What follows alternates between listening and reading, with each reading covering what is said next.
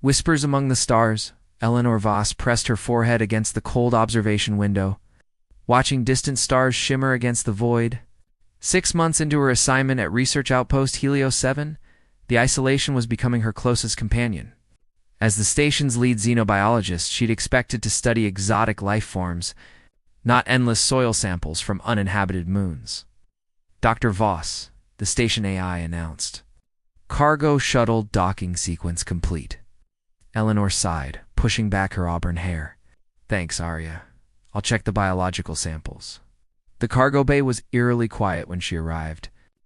Eleanor scanned manifests on her tablet while walking between towering supply crates. A soft scraping sound made her pause. Probably just settling cargo, she told herself, till she heard it again, followed by what sounded unmistakably like a whimper. Eleanor set down her tablet. "Hello," she called softly. "Is someone there?" The sound came from behind a cluster of containers marked for her lab. Eleanor crouched down, peering into the shadows. 2 large, luminescent eyes stared back at her, not human eyes, but glowing with an iridescent blue that illuminated a small, delicate face. "Oh my God," Eleanor whispered, instinctively reaching out before catching herself. The creature recoiled, pressing further into the shadows. It appeared humanoid, but smaller than a human child, with skin that seemed to shimmer with a subtle pattern of light. Its limbs were thin, almost fragile-looking. "It's okay," Eleanor said softly. "I won't hurt you." The creature trembled, wrapping spindly arms around its midsection. Then, in perfect English, but with a voice that seemed to echo slightly, he whispered, "Please don't tell anyone I'm hungry, ... Eleanor's scientific mind raced. This was clearly a sentient being, not from any species documented in Federation records. How had it gotten aboard the cargo shuttle? The implications were staggering. "You speak English?" she asked, keeping her voice gentle. The creature nodded slowly. "We ... learn quickly. Please." "Food. What's your name?" Eleanor asked, already reaching into her pocket for the protein bar she'd saved for lunch.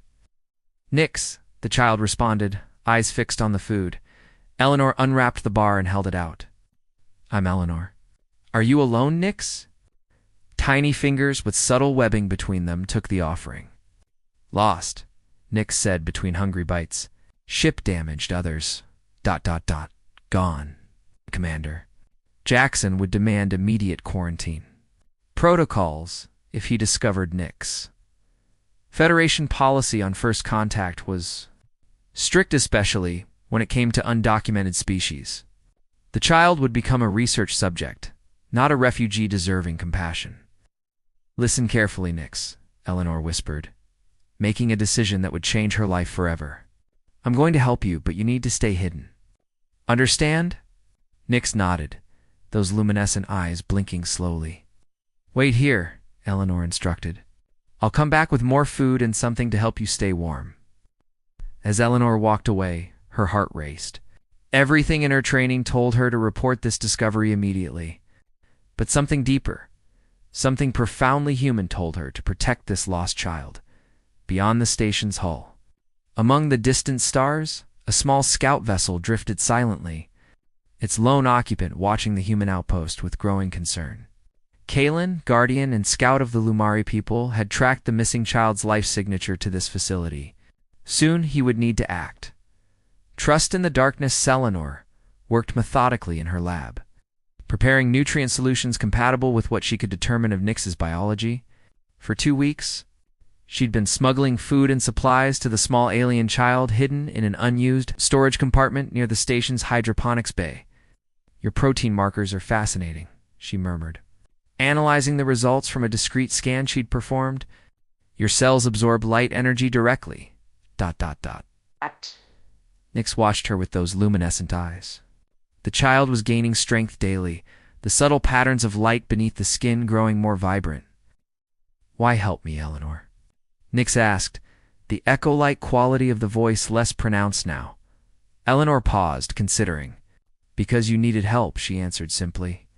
"Others of your kind? They would not help?" "Some would," Eleanor said carefully. "Others might be afraid, or see you as something to study, not someone to know. Nix's expression showed understanding beyond what Eleanor would expect from a human child. My people know of humans. We have watched from afar for many cycles. Some say humans are dangerous. Sometimes we are, Eleanor admitted. But not always. The door to the lab slid open suddenly. Eleanor moved quickly, blocking the view of her workstation as Commander Jackson strode in. He said, his perpetually furrowed brow deepening. Care to explain why the environmental sensors show unusual power fluctuations in this section? Or why you've been requisitioning additional food rations? Eleanor's heart pounded. She'd been careful, but not careful enough. Research project, sir? Testing how various nutrient solutions respond to different energy signatures. I've been working odd hours, eating here. Jackson's eyes narrowed. You should have filed proper documentation. You're right, Eleanor said smoothly. My enthusiasm got ahead of protocols. I'll submit everything tomorrow. I see that you do, Jackson replied. And remember, Doctor, this station operates on transparency. Secrets don't stay hidden for long in space. After he left, Eleanor exhaled slowly. We need to be more careful, she whispered to Nix, who had remained perfectly still and silent. He suspects, Nix observed. Yes, Eleanor agreed. But he doesn't know what to suspect yet. That night, Eleanor dreamed of drowning in stars, waking with a start when her personal communicator chirped. A proximity alert something was approaching the station. She accessed the external cameras, expecting a scheduled supply vessel. Instead, she saw a small craft unlike any human design, its hull seeming to absorb rather than reflect light, making it nearly invisible against the backdrop of space. The station's automated systems hadn't even detected it, as Eleanor watched. The craft maneuvered to a maintenance airlock rarely used or monitored. She knew immediately someone was coming for Nix. Across the station, Kalen secured his vessel to the human structure, his adaptive camouflage field activated. 19 days of tracking, observing, and planning had led to this moment. The child's life signature remained strong, suggesting care rather than captivity, which puzzled him. His mission parameters were clear: retrieve the child without detection, avoid contact with humans, and return to the fleet. Yet something unexpected had occurred.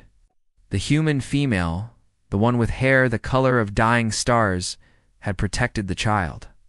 Protected, not imprisoned. This deviated from all Lumori understanding of human behavior toward unknown species. Kalen hesitated at the airlock. Feeling the weight of his decision, contact would violate generations of Lumeri protocol. But, for the child's safe return, he would risk everything, even meeting a human face-to-face.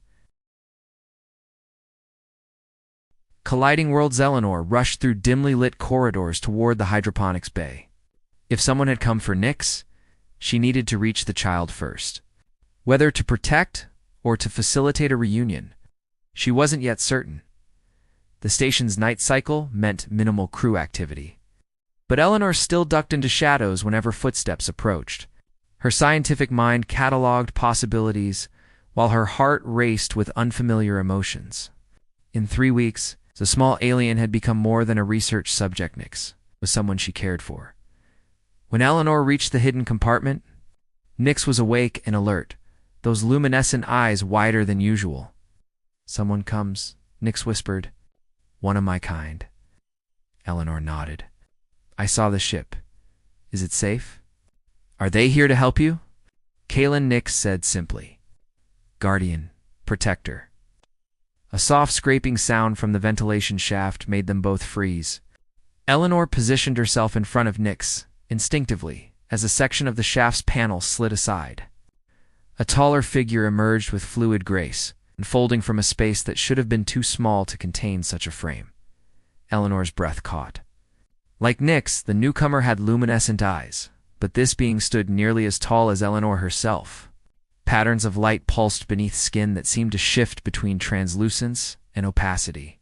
The being's features were sharper, more defined than Nix's, yet held the same otherworldly beauty. Step away from the child. Human, the being said, its voice carrying the same echo-like quality as Nix's but deeper. Resonating in Eleanor's chest, Kalen, Nyx darted around Eleanor, moving with newfound energy toward the taller alien. Eleanor remained still, watching their reunion.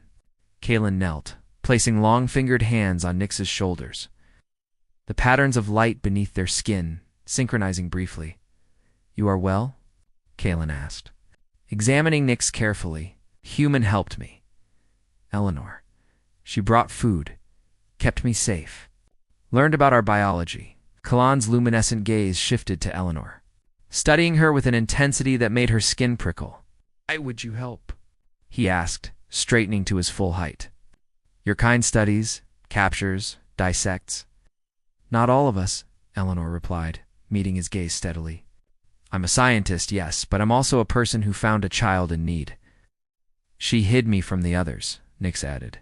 "Brought special food when their food made me ill." Something shifted in Kaelin's expression, surprise, perhaps, or recalculation.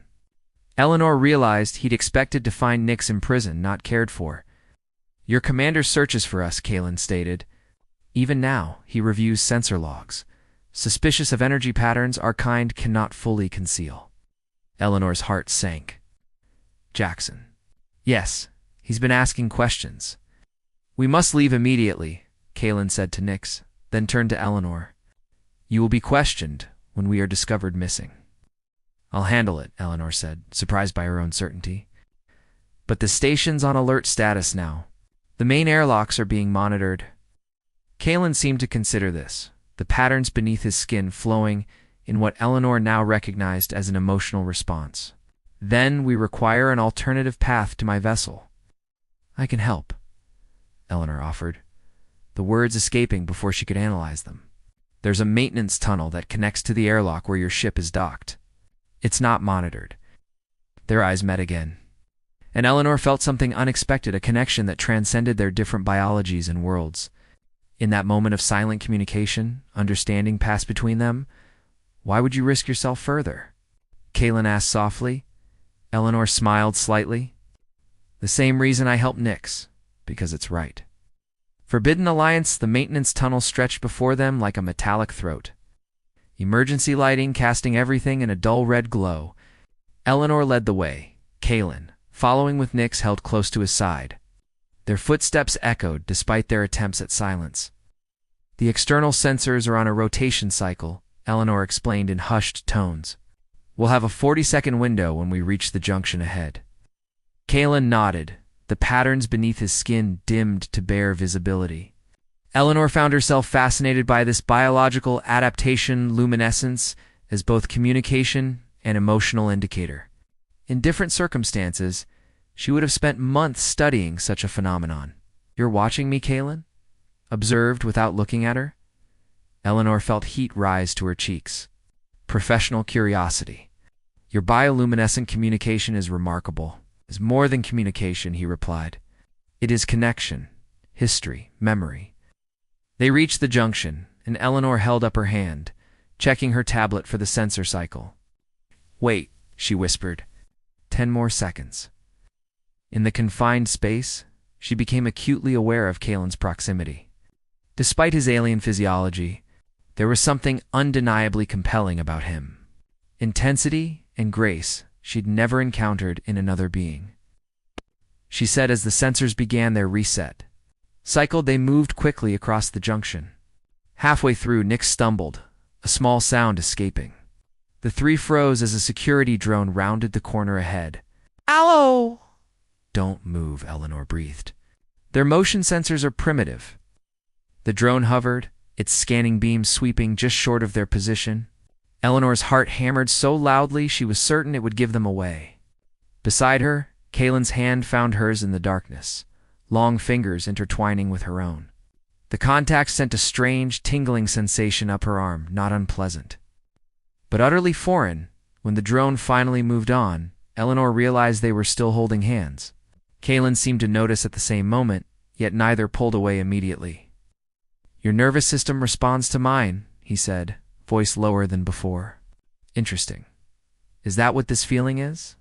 Eleanor asked as they resumed their journey. "A harmonic resonance between different life energies," he explained. "Rare, even among my kind." They reached the access hatch leading to the external airlock where Kalen's ship waited. Eleanor worked the manual override while trying to process what had just happened between them. "You should return to your quarters now," Kalen said as the hatch slid open. "When they discover us missing, you must appear uninvolved." "Too late for that," came Commander Jackson's voice from behind them. Eleanor spun to find Jackson and two security officers blocking the tunnel, weapons drawn. "I suspected you were hiding something, Dr. Voss," Jackson said coldly. "But alien contraband. That exceeds even my suspicions." "They're not contraband," Eleanor said firmly. "They're people. Refugees." Jackson's laugh was harsh. "Headquarters will be quite interested in these specimens. The first confirmed contact with a light adaptive species." "We are not specimens," Kalen stated, stepping forward. The patterns beneath his skin pulsed with intensity.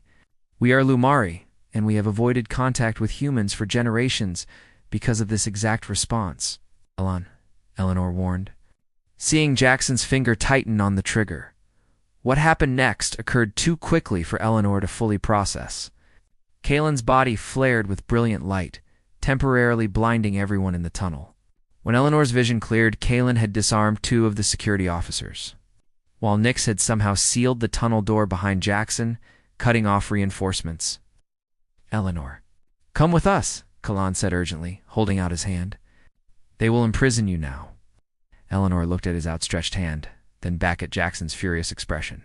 The choice she made would change everything. Beyond the stars, Zelenor's fingers interlaced with Kalen's as alarms blared throughout the station. His skin felt warm against hers, the patterns of light pulsing in rhythm with his accelerated heartbeat. Behind them, Commander Jackson pounded against the sealed door, his shouts muffled by the thick metal. "This way," Eleanor said, leading them through the airlock toward Kalan's vessel. The Lumori ship was unlike anything in human design, organic curves, melded with crystalline structures that seemed to drink in light rather than reflect it. Inside, the controls pulsed with the same bioluminescent patterns as Lumori skin. "Can you truly leave your world behind?" Kalen asked as he prepared the ship for departure. "Your research? Your people?" Eleanor watched Nix settle into a cushioned alcove designed for the child's smaller form. The decision had been made in an instant, but its weight would last a lifetime. "My research was about understanding life beyond Earth," she said softly. "What better way than this?" Kalen's expression softened, the lights beneath his skin shifting to a warmer hue. "The journey to our sanctuary is long. Our people may not welcome you immediately." "I'm used to being an outsider," Eleanor replied with a small smile. "Even among humans." The ship detached from the station with barely a tremor. Through the viewport, Eleanor watched as Helio 7 grew smaller, the life she had known receding into the vastness of space. Strange how little regret she felt. As they accelerated away, Kalan moved to stand beside her, their shoulders nearly touching. "There is something between us," he said, not a question, but an observation. "The resonance. It is unusual for different species to share such connection." Eleanor turned to face him, studying the elegant architecture of his features. "On Earth, we have a saying, 'Life finds a way,' among Lumar. We believe that souls recognize each other across lifetimes, across forms." His hand rose hesitantly, fingers tracing the air just above her cheek without quite touching. "Perhaps yours and mine have met before." Eleanor closed the distance, pressing her cheek against his palm. The contact sent waves of warmth cascading through her, as if every cell in her body responded to his touch. "I don't know if I believe in souls," she whispered, "but I believe in connections we can't explain." Kalen's free hand found the small of her back, drawing her closer. The patterns beneath his skin brightened, casting them both in a gentle, intimate glow. When his lips found hers, the sensation was like nothing Eleanor had experienced, as if the boundaries between their separate beings had momentarily dissolved, allowing something profound and ancient to flow between them. Nix watched them with knowing eyes, the child's own patterns shifting to echo theirs in harmony. Later, as Eleanor slept in the strange comfort of Kalen's quarters, he spoke with the ship's communication array. "Guardian Kalen, to Sanctuary Council. The child is secured, and the human, came the response. Kalen looked toward the sleeping form of Eleanor, something protective and possessive stirring within him. She saved Nyx when she had every reason not to. She abandoned her world to prevent our discovery. Humans cannot be trusted with our location. This one can, Kalen said with certainty. She carries the resonance. Silence followed. Then, proceed to the sanctuary. The council will evaluate the human upon arrival. As the ship journeyed through the star-scattered void, Eleanor dreamed of new worlds and possibilities never imagined in her scientific studies. And beside her, Kalen watched over her sleep, his hand gently holding hers, the patterns of their shared future already beginning to form two beings from different worlds, united by an unexpected discovery and a connection that transcended the boundaries of species and stars. On the observation deck, Nyx watched distant galaxies pass by, no longer hungry, no longer afraid, whispering a silent thank you to the vast universe that had brought these two souls together through an act of simple compassion.